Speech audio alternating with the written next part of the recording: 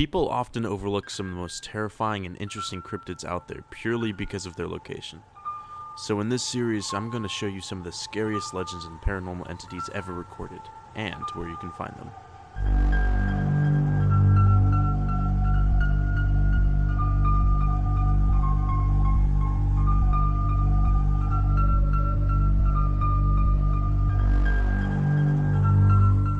Today we're looking at one of the more interesting countries, Peru in South America. With the Andes Mountains and the Amazon rainforest, it's made for a lot of creepy legends and paranormal sightings across the entirety of the country.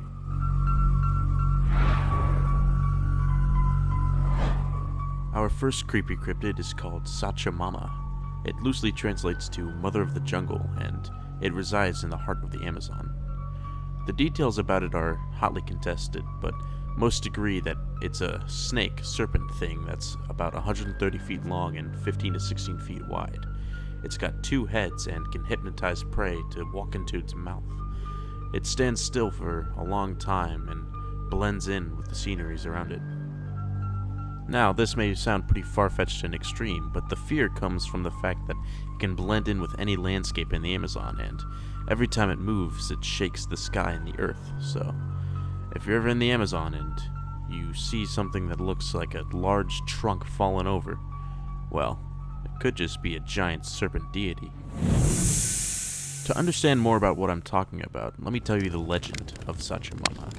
You see, it goes back many years and states that there was a huntsman who journeyed into the jungle near Pucallpa, searching for wildlife and game. When he got there, the weather started to change. It began to rain and became dark. The man lit a bonfire in order to stave off the darkness, and at the same time there was a small earthquake. This uneases the man, and he decides to put out the bonfire and go to sleep. The next day, he gets up and starts using his machete to clear the brush, but he accidentally wedges his machete into this ancient fallen over tree. Around the same time, he notices a deer wander to the trunk of the tree, and he finally realizes it's actually the open mouth of Sacha Mama, because he can see her demonic eyes and horn-like ears. Oh yeah, I forgot to mention, apparently they believe Sacha Mama has ears that are long. I'm not quite sure what that looks like, but you can imagine. Interestingly enough, legends aren't the only accounts of Sacha Mama in history. There are also live recounts from people who are alive today, one of which is from a man named Maximo Inuakari. The story goes that on August 14th, 1997, villagers in Nueva Tacna, near Iquitos, heard a loud rumbling sound reverberating from a patch of the jungle, as if something large and heavy were roaming through it. Maximo Inuakari, sitting in his boat on the Napo River nearby, began to paddle away, and as he did so, he claimed that a monster emerged from the jungle onto the shore behind him. It apparently uprooted many trees and gouged a 1,600-foot long and 30-foot wide trench during its noisy progression towards the river.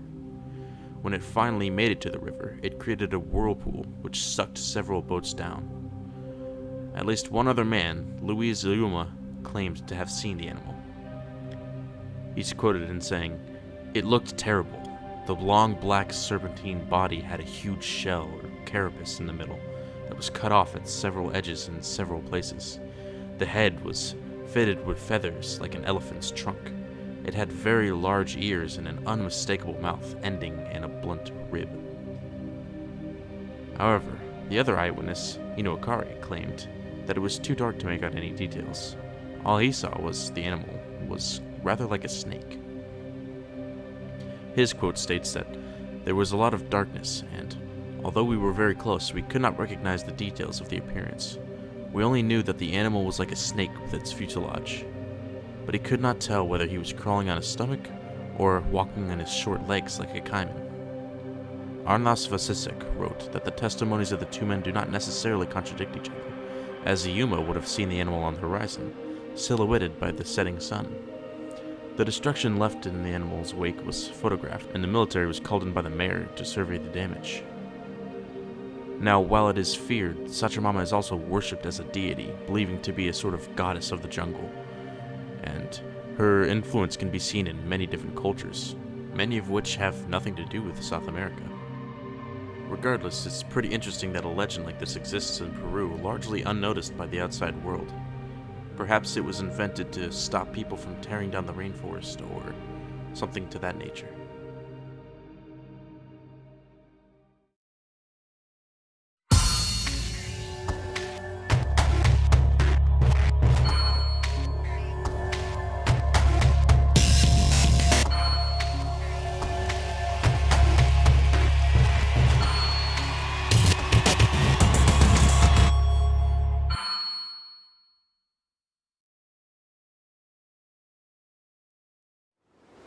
Now, I find the Sacha Mama very interesting, but let's take a look at something smaller. Way smaller. A creature that is arguably even more dangerous than Sacha Mama. The Mookie.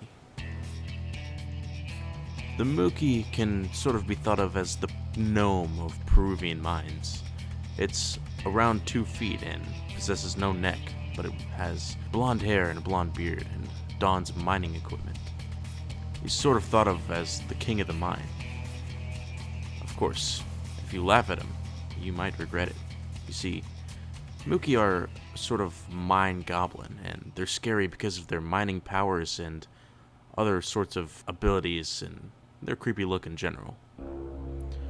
Their legend follows a man named Demetrio, who got a job as a miner. You see, miners were picked out back then individually to receive pay boosts called collectivas, and that was essentially the difference of whether or not you were rich or poor. Those collectivas could give you such a bonus that essentially you would never have to worry about money again. Demetrio didn't have any luck in getting those, and the only thing he really even had was cocoa leaves that helped get him through the day as he would chew on them. Eventually, the leaves started to go missing, and none of the other miners admitted to stealing them. One miner joked and said that it could be the Mookie, but Demetrio waved that off and decided instead to camp out to see who was stealing his leaves. Demetrio ends up actually catching the Mookie, who, instead of attacking Demetrio, says that he understands the struggle of his mining and promises that in exchange for more cocoa leaves weekly, he can make him rich. The only caveat is, he cannot tell anyone about the deal. Demetrio agrees, and his life becomes immediately better. In fact, the lives of all the miners were getting better.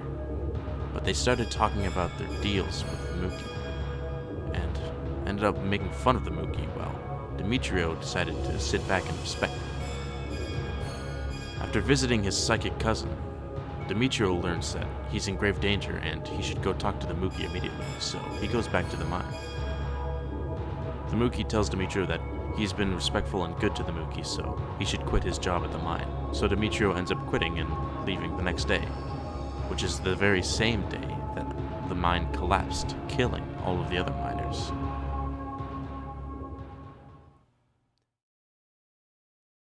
While this is a semi-dark story, it's theorized that it has a couple different meanings.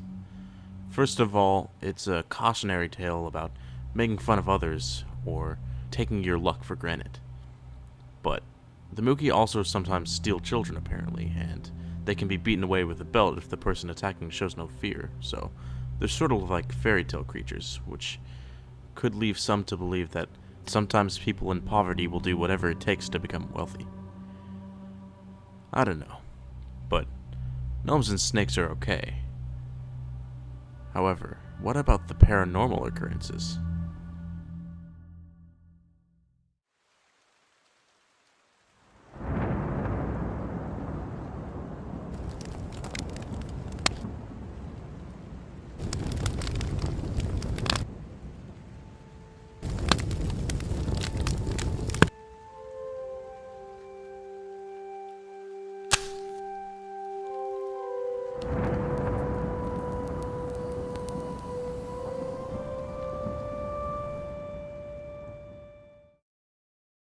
Next up we have La Casa Matusita, a sort of haunted house in Lima, Peru.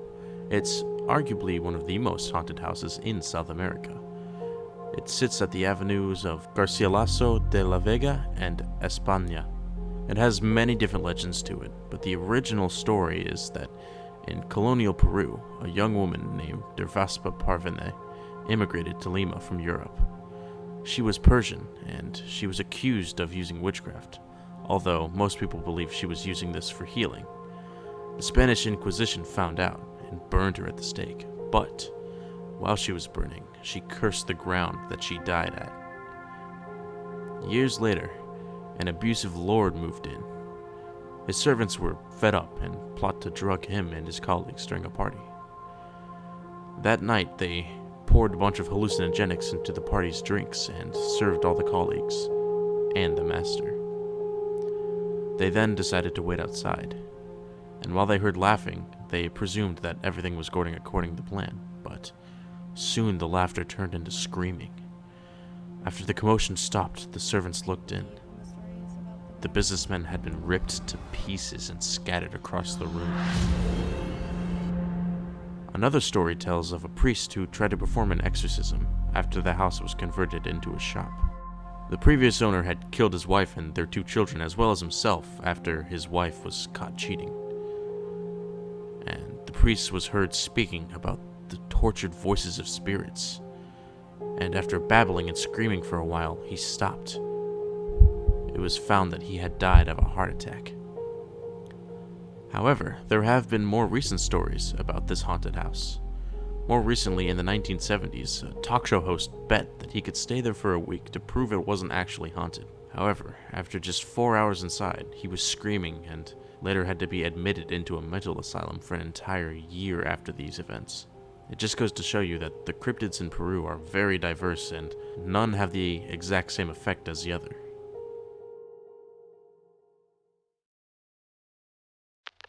Researching Peru's creepiest and most interesting cryptids has been fun, but these next ones take it a step further. They're definitely more intense, scary, and all around weirder than any of the previous legends. It took time to dig up the stories, but I'm glad I did. And if you're enjoying these creepy cryptids, then leave a like and subscribe so I know you want more. Now then, let's continue.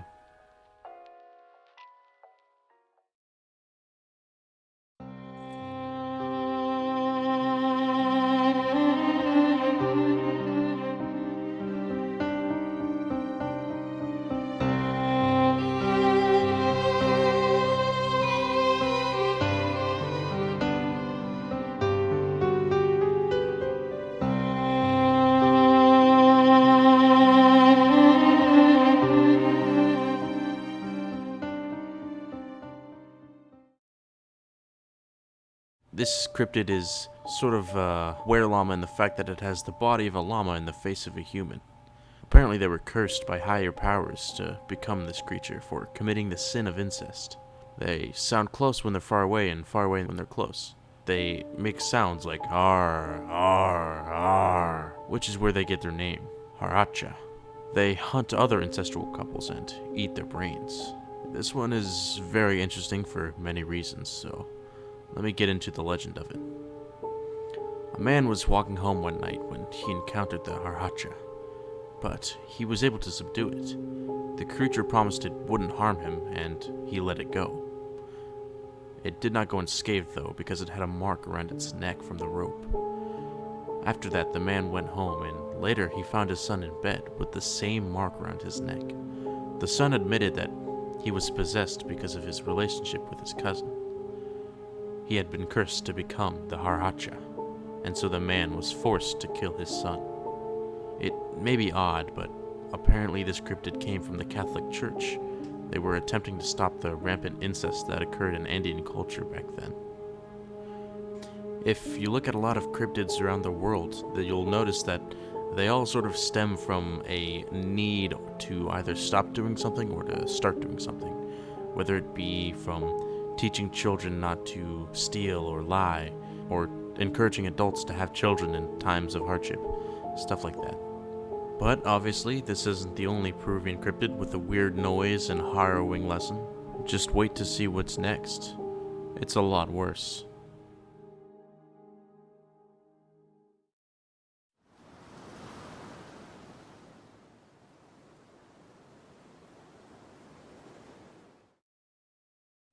If you find yourself in Peru, don't traverse the Amazon alone, or you might run into the Malignant Touche. You see, Peruvians believe in many spirits, 2 of which are different sides of the same coin. You have your regular condemned spirits that announce their presence with a long whistle that's muffled.